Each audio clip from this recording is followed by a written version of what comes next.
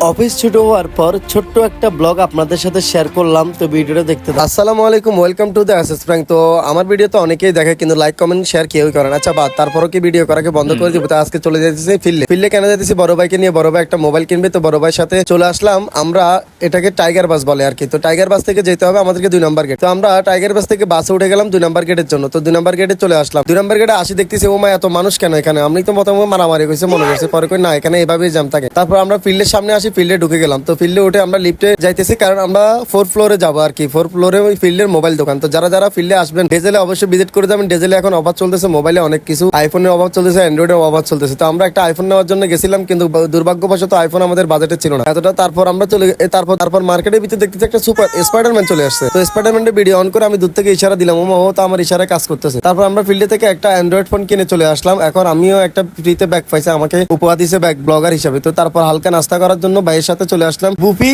পুরিতে। এটা হচ্ছে একটা বুফি পুরি, এখানে আপনি বিভিন্ন আইটেমের সাথে পুরি খেতে পারবেন। তো এরপরে চলে যাইতেছি ফিল্ডে থেকে। এখন এই 2 নম্বর গেটে অবস্থা রাত হয়ে গেছে। তারপর বাসে উঠে বাস পাইছি। তারপর লাস্টের সিজ একটু ঘুম ঘুম ভাব। তারপর ভিডিওটা ভালো লাগলে অবশ্যই শেয়ার করে পাশে থাকবেন। আসসালামু আলাইকুম ওয়া রাহমাতুল্লাহি ওয়া বারাকাতুহু।